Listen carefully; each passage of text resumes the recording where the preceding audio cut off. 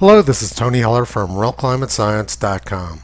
The coffee crop in Brazil has been damaged by frost. South Africa is experiencing snow and extreme cold. The global temperature anomaly is a frightening 0.2 degrees above the 1979 to 2000 average. And climate experts say that this 0.2 degree anomaly is the hottest Earth's been in 10,000 years. Yesterday they said that the southwestern United States is experiencing extreme heat. But in the real world, Arizona is flooded.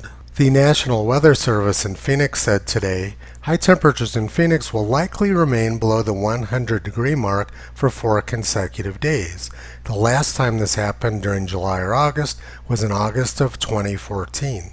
But experts say that this unusually cool weather and flooding is extreme heat and ongoing aridification of the West. And just yesterday, the United Kingdom issued the first ever extreme heat warning. Summer 2021 will mark a turning point in how heat is seen by the public and communicated by experts. For the first time in its 167-year history, the UK's Met Office has issued an amber warning for extreme heat. Wow, sounds like we're going to have to remember that date, July 21st, 2021. Let's see what temperatures actually were under Britain's first extreme heat warning. No place in Britain made it up to 32 degrees Celsius or 90 degrees Fahrenheit. And the warmest temperature around London was only 88 degrees Fahrenheit. Compare this to the summer of 1976 when Britain had 15 consecutive days over 90 degrees Fahrenheit. Everyone I know who lived in England in 1976 said it was the best summer they've ever had. I spent the summers of 1969 and 1970 in England, and both of those summers were also very warm and very dry. I attended the Wimbledon men's final in July 1970. At the time, it was the longest championship match in tennis history, and all of the grass in center court was dead. It hadn't rained there for 2 months. Temperatures in London that summer were well up in the 80s, just like they are now. Now let's go back 110 years to 1911, when London reached 100 degrees Fahrenheit, or 38 degrees Celsius, which is 7 degrees Celsius warmer than this year. During that 1911 heat wave, 40,000 people died in Paris. And the heat wave wasn't just in Europe in 1911. The northeastern United States also had their worst heat wave on record during the summer of 1911. July 4th, 1911 was the hottest on record in the United States, and thousands of people died from the heat in New England. So it's pretty clear that the first ever extreme heat warning in the UK is propaganda rather than science. And you can see that right in the first sentence of this article. Summer 2021 will mark a turning point in how heat is seen by the public and communicated by experts. In other words, this is about propaganda rather than climate.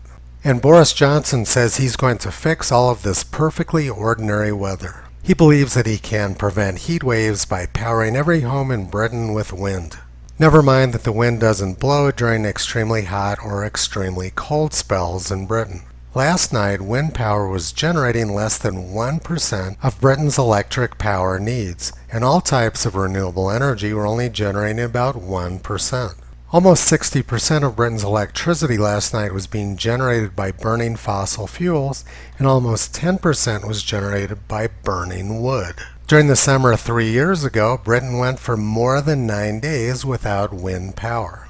But Boris Johnson says he's going to run 100% of Britain's homes off of non-existent wind power. And if that isn't bad enough, Boris also plans to force people to use electric-powered cars, which will greatly increase the demand for already short-supplied electricity.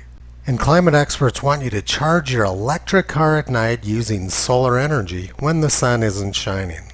People like Boris Johnson have this belief that they can run Britain off of giant batteries, which will keep the country going for 9 or 10 days at a time. The whole concept behind this is completely ludicrous. Battery technology right now isn't even in the ballpark of what you'd need to store that much electricity. And even if the technology did exist, how would you recharge all of these batteries? All the electricity being generated by green energy isn't anywhere close enough to run the country, much less recharge a bunch of batteries at the same time.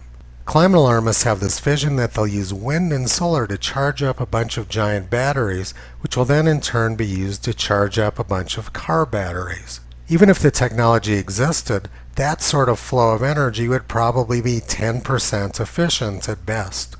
And the battery technology which currently exists is being provided by child slaves in the Congo. Greta Thunberg traveled across the ocean in a $1 million yacht and complained to the United Nations that her childhood was stolen. And meanwhile, she's pushing for green energy, which actually is stealing the childhood of people in the Congo. Nothing climate alarmists believe makes any sense. They don't understand science, they don't understand engineering, and they don't understand how to think logically. Galileo said, "By denying scientific principles, one may maintain any paradox." And climate alarmists like Boris Johnson are the ultimate science deniers. Toto's been pulling back the curtain on this junk science for the past 13 years. You can visit him, Kyrie, and Caesar on the web at realclimatescience.com.